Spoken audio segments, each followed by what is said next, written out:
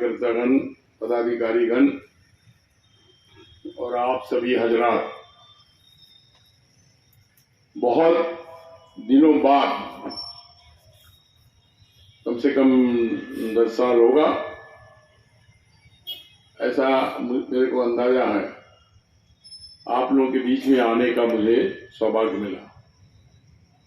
और इसके पहले जनरल सेक्रेटरी आते हैं, थोड़ा आपका एरिया हट के हो जाता है, कार्यक्रम बन नहीं पाया, लेकिन इधर आना हुआ था तो आपके यहाँ आना लाजमी समझा। 2-3 विषय पर हम आपको कुछ बातें बताएंगे, जिसको लेकर आजकल दिन भर फैक्ट्री में आप लोग चर्चा करते हो। पहला विषय है कि हमारा एनपीएस का क्या होगा। दूसरा विषय है हमारा कॉरपोरेशन जो बन गया है या बना बोर्ड लगा दिया है, उसका क्या होगा। तीसरा विषय है कि ऑर्डिनेंस फैक्ट्री का अस्तित्व बचेगा या नहीं बचेगा। और चौथा विषय मैं जोड़ दे रहा हूं कि मोदी सरकार के रहने से अगली बार पे कमीशन मिलेगा कि नहीं मिलेगा, ये दिमाग में रखिए। हम किससे लड़ रहे हैं ये भी आपके दिमाग में रखिए। हम उस सरकार के खिलाफ लड़ रहे हैं जो निरंकुश है, उस सरकार के खिलाफ लड़ रहे हैं जो बेईमान है, उस सरकार के खिलाफ लड़ रहे हैं जो कर्मचारियों के खिलाफ है। ये लड़ाई इतनी आसान नहीं है। ये लड़ाई नौकरी बचाने की लड़ाई, ये लड़ाई आने वाले दिनों में अपने परिवार के हक और हुकूक को बरकरार रखने की लड़ाई, ये लड़ाई आने वाले दिनों में उस सरकार के खिलाफ मोर्चा खोलने की लड़ाई जिसने इन फैक्ट्रियों को बेचने का अपना प्रण ले लिया है। हमारा भी प्रण है, एआईडीएफ का भी प्रण है, लाल झंडे का भी प्रण है कि जिंदगी की आखिरी सांस तक ये फैक्ट्री भी बचाएंगे और आपकी नौकरी भी बचाएंगे, चाहे कोई भी सरकार आ जाए।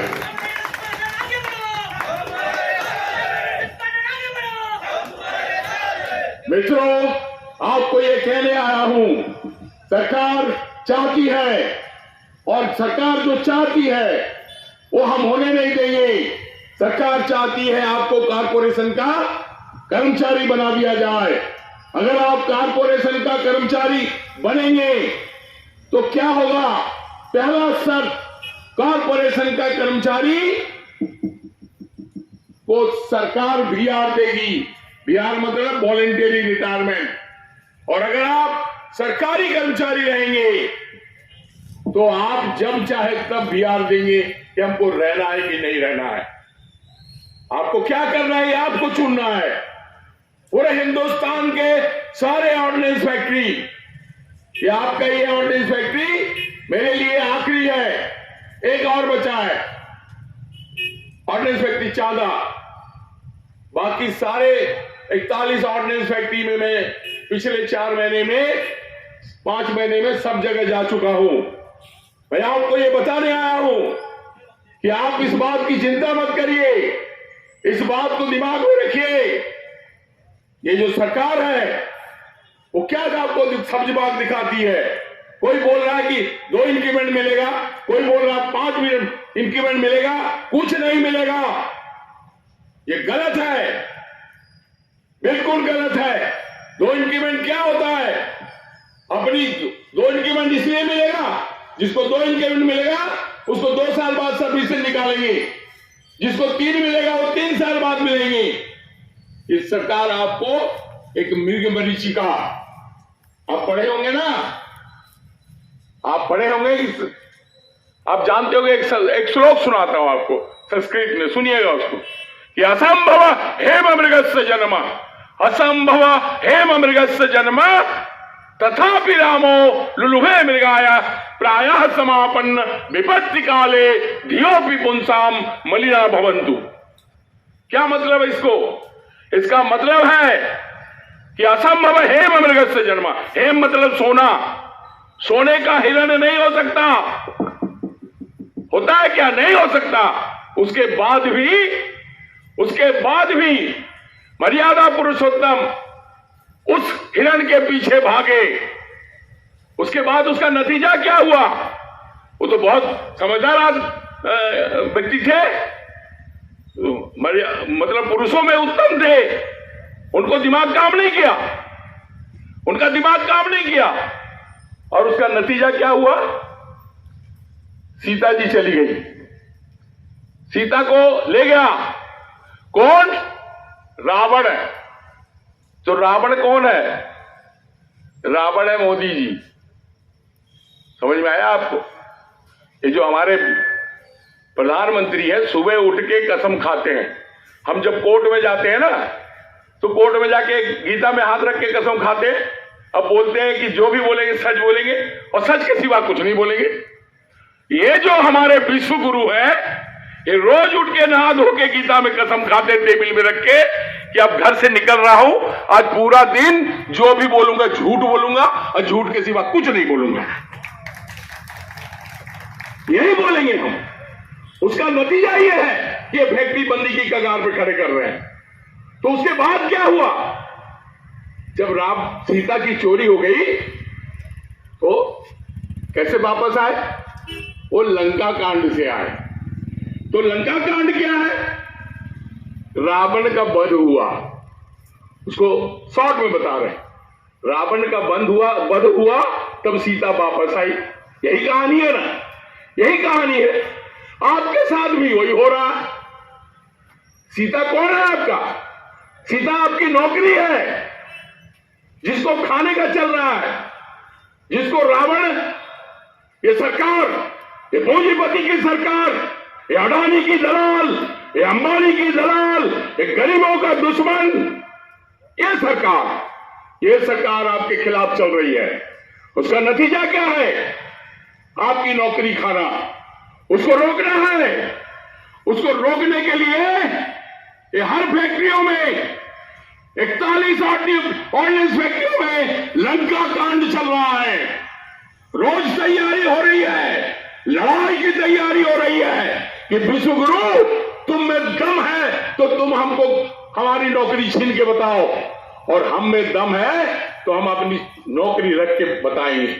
मैं वचन देने आया हूं, नोट कर लो, हमारी बात को लिख लो या मोबाइल में रख लो कि पाठक जी आए थे और बोल के गए। नोट कर लो, लाल झंडा की आखिरी सांस तक तुमको कोई सरकारी कर्मचारी के पद से नहीं हटा सकता है, जब तक तुम उसमें अपनी कोई लिख कर नहीं देना, कभी लिख के नहीं देना। एक गारंटी के साथ कह रहा हूं कि आपका बाल बांका नहीं होने देंगे।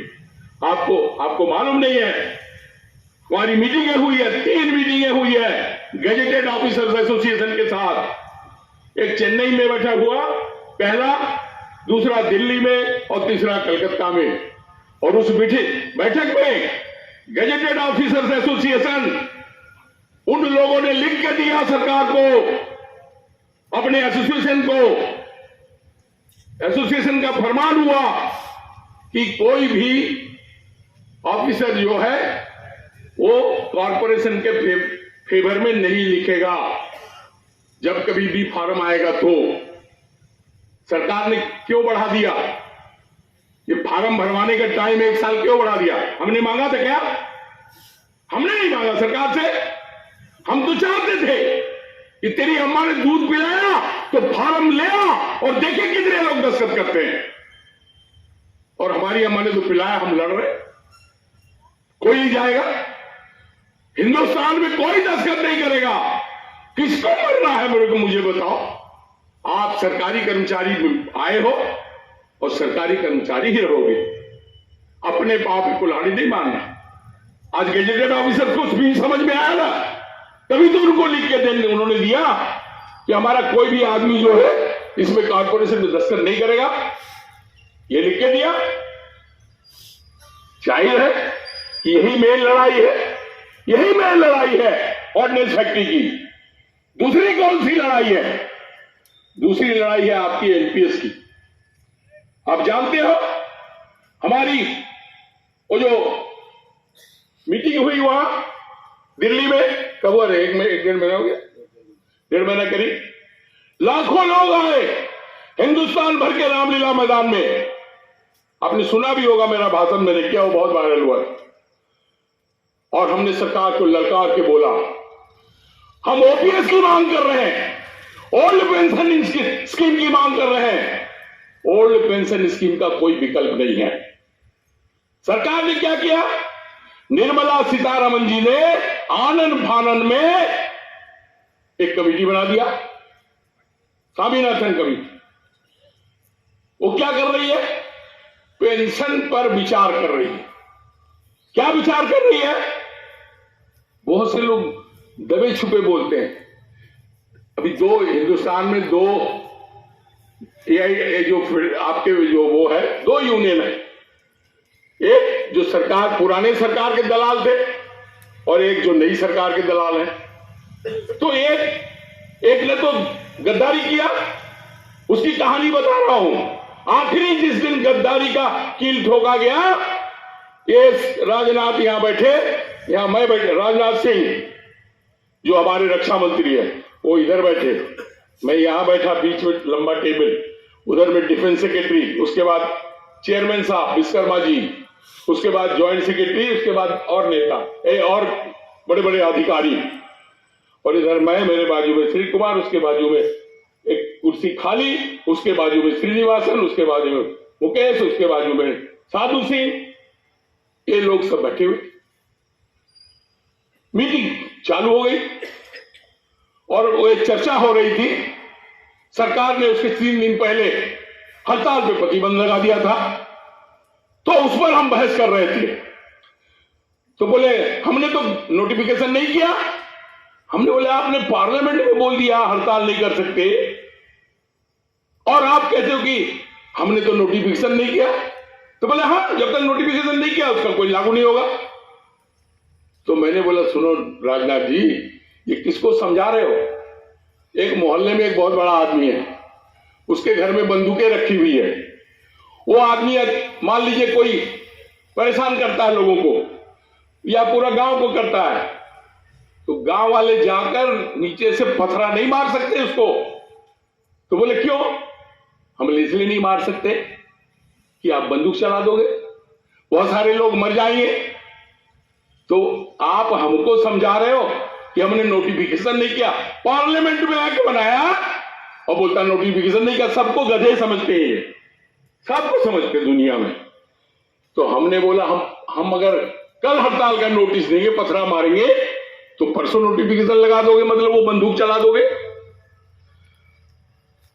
तो इनको ये चर्चा हो रही थी, यही चर्चा मेरी राजनाथ जी से हो रही थी। अरे बोले आपको पाठक जी कौन बंदूक चला देगा? हमने बोला हमारे बात नहीं है, हम अपनी कर्मचारियों की बात कर रहे हैं बैठे। मेरे को कहा चला दोगे, चला दोगे तो चला दोगे, वो देख लेंगे, उस समय की बात है।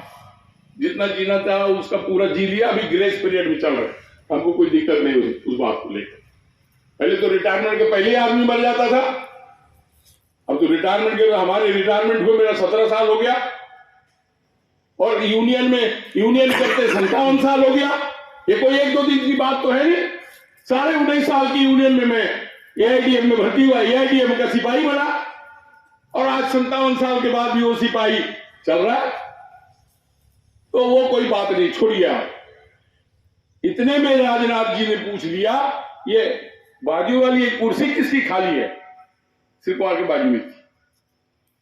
तो वो राजकुमार थे, डिफेंस सेक्रेटरी, प्रोडक्शन सेक्रेटरी।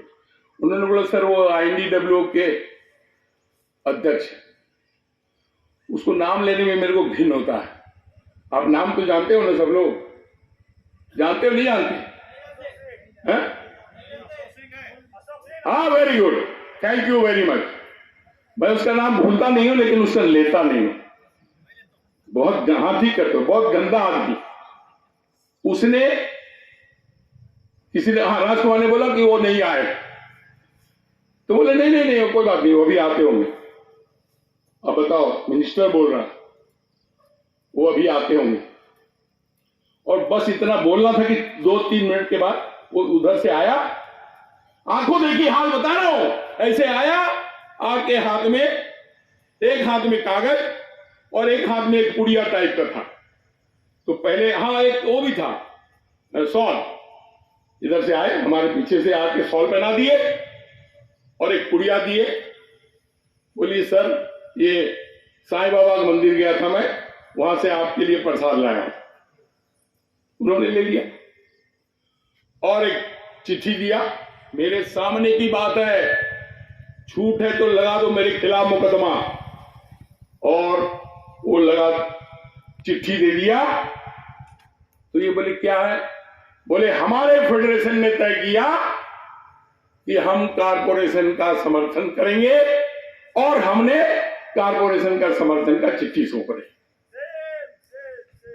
काला दिन हिंदुस्तान के इतिहास में, ट्रेड यूनियन करने वाले ऐसे गद्दार नेताओं, इनको अपने कतार से बाहर निकालो, कतार से बाहर निकालो। आज भी ये झंडा लेके घूम रहे हैं और कहते हैं गद्दारों की जय हो। एक नया नारा लग गया, जो गद्दारी करेगा वो जुग जुग जिएगा। ऐसे ही नारा लग रहा, ऐसे ही नारा लग रहा। तो राजनाथ जी ने चिट्ठी जो है ना बाजू में उनको दे दी। उनका चेहरा देखने में ऐसा लग रहा था राजनाथ जी को कि वो हैं वैसे 74 साल के, हमसे थोड़े थोड़े छोटे हैं, लेकिन लगने लगा जैसे 14 साल के हो गए। खुशी से बिल्कुल फूले नहीं समाये।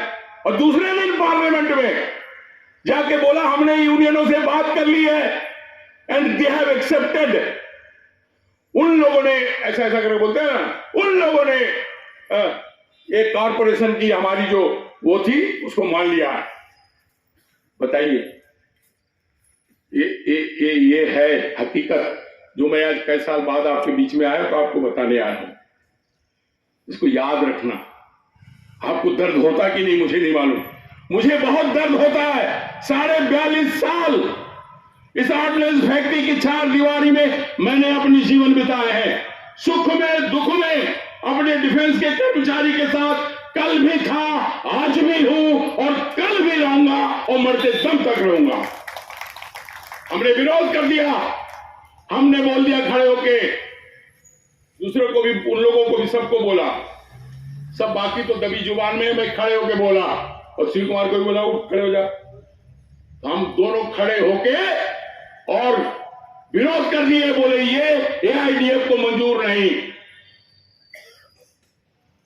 बात खत्म हो गई, मीटिंग खत्म हो गई साहब।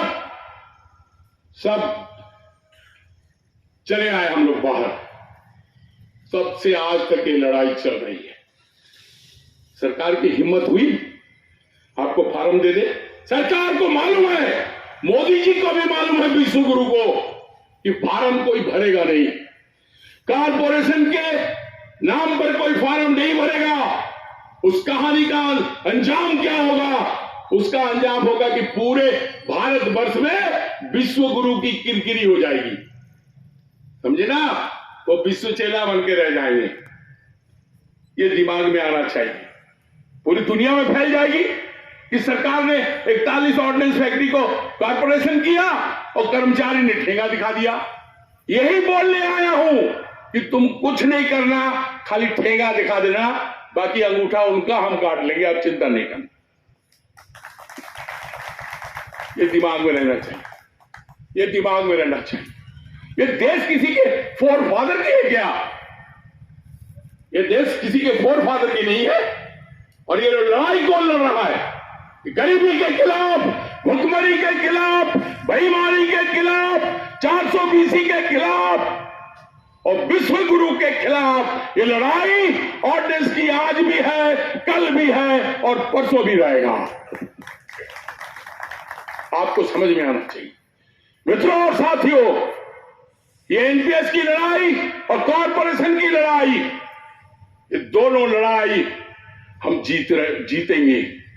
का एनपीएस के सवाल पर सरकार ने जो कमेटी बैठाई, वो कमेटी ने लिख दिया कि 8,000 रुपया हम आपको मिनिमम पेंशन कर देंगे। आप बोलेंगे हमको कहां से पता चला? पता तो कहीं ना कहीं से चलता है ना, पता तो चलता है ना। अब जब हम लोगों को फ्लैश हो गया, इसलिए हम एनपीएस का विरोध किए। एनपीएस में 15,000 भी हो जाए तो उसमें डीए नहीं है, 20,000 भी मिनिमम हो जाए तो उसमें फैमिली का पेंशन नहीं है। फैमिली पेंशन वही उसी का है जो हमने अभी लड़के लिया, जो मर जाता है नौकरी करते हुए। तो मरने के लिए थोड़ी आया दुनिया में। अगर हम 76 साल के तक जी सकते हैं तो तुम 86 तक जियो कम से कम, उसका जज्बा लेके चलो, ये दिमाग में रखो। तो सरकार इस झुंझुने में है। इंटक अभी ढोंग करेगी। अभी आपका धरना है, हड़ताल होने जा रहा है, आपको मालूम है। रेलवे हमारे साथ है, पिछले 15 तारीख की मीटिंग हुई, उस मीटिंग में तय हुआ 8, 9, 10, 11 प्रिपरेशन की तैयारी में वो हड़ताल होगी गेटों में।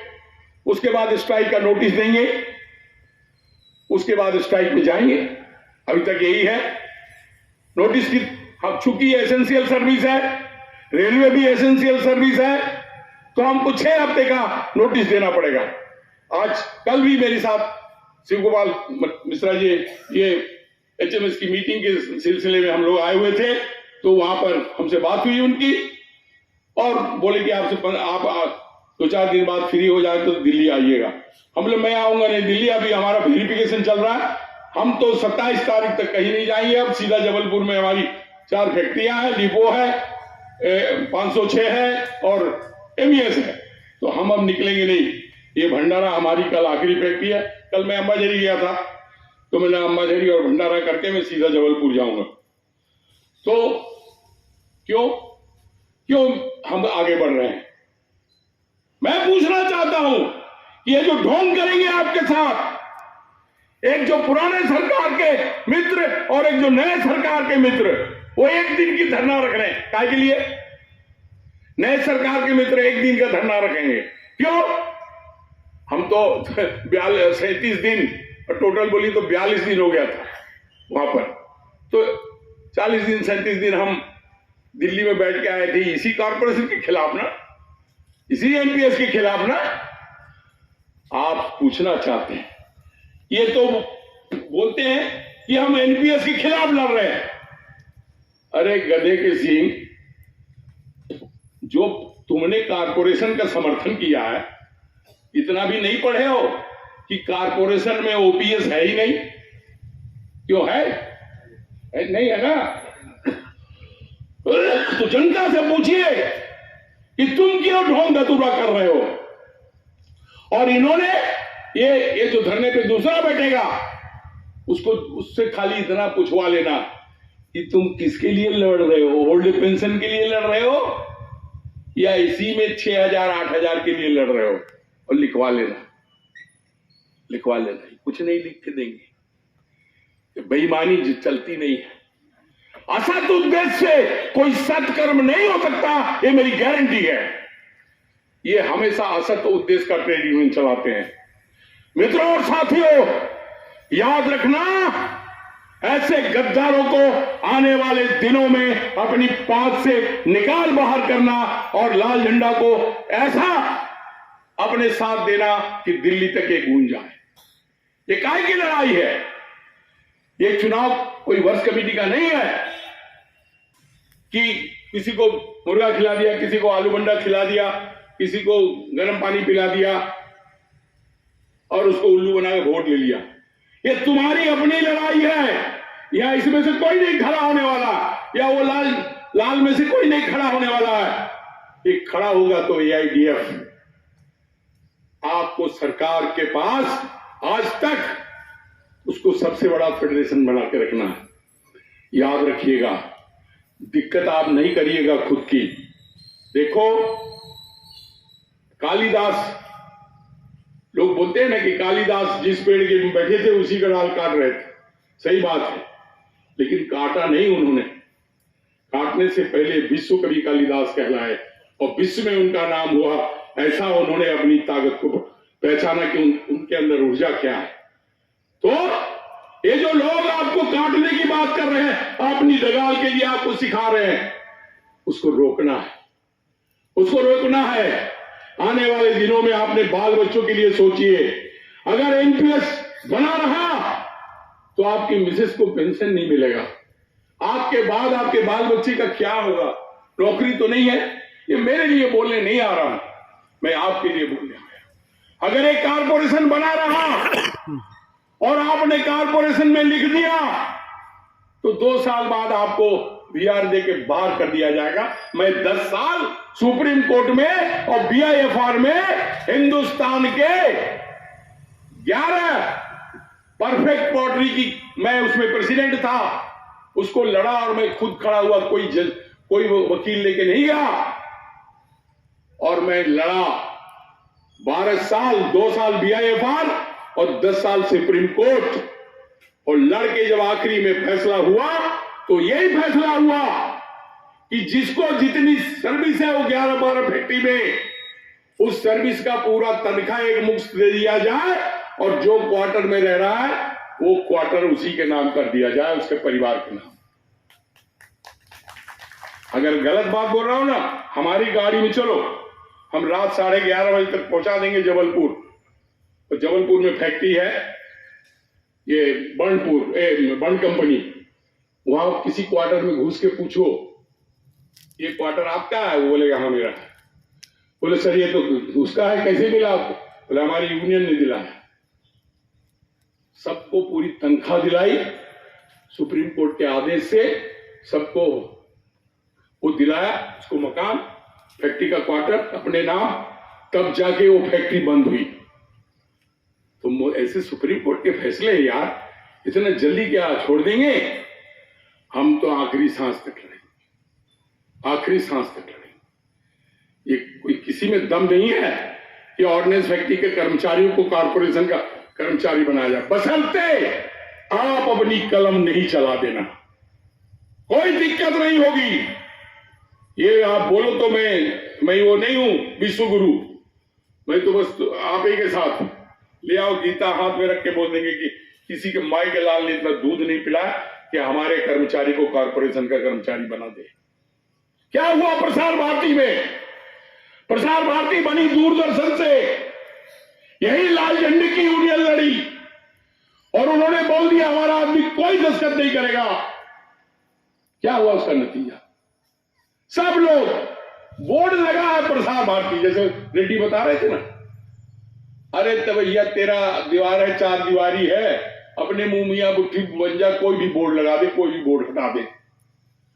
और हमारे को तो हमारी नौकरी प्यारी है। आज भी प्रसार भारती के कर्मचारी कारपोरेशन के अंडर में है, लेकिन कोई कारपोरेशन का कर्मचारी नहीं बना क्योंकि उन्होंने फॉर्म भरने से इनकार कर दिया। समझ में आया आपको? इसी यही बीएसएनएल के साथ भी हुआ था, कुछ लोगों के साथ, उन्होंने भी ठेंगा दिखाया। इसलिए घबराना मत, घर में आजकल जाके यही बात होता है, क्या हुआ मिसेस पूछी, अरे क्या बताए कुछ समझ में नहीं आ रहा, ये नौकरी सारी रहेगी नहीं रहेगी, क्या होगा है, और अपने घर को भी परेशान करते हो और बच्चे को भी परेशान करते हो, वो भी सोचने लगती है कि सही में क्या होगा। यही बोलने आया हूं कि कुछ नहीं होगा। आज जाके घर में बोलागा कि पाठक जी आए तो बोल गए कि किसी का बाल बांका नहीं होगा और सब जो जैसे हैं और जहां है और वहीं रहेंगे, मोदी चले जाएंगे, आप इसी फैक्ट्री में सरकारी कर्मचारी बने रहेंगे। ये दिमाग में रखिएगा, ये दिमाग में रखिएगा।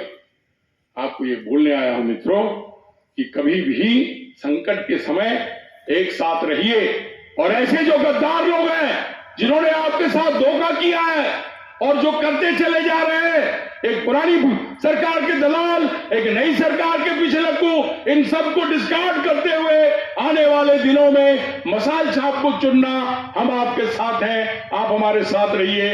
यही शब्दों के साथ आपसे विदा लेना चाहता हूं। धन्यवाद और नमस्कार।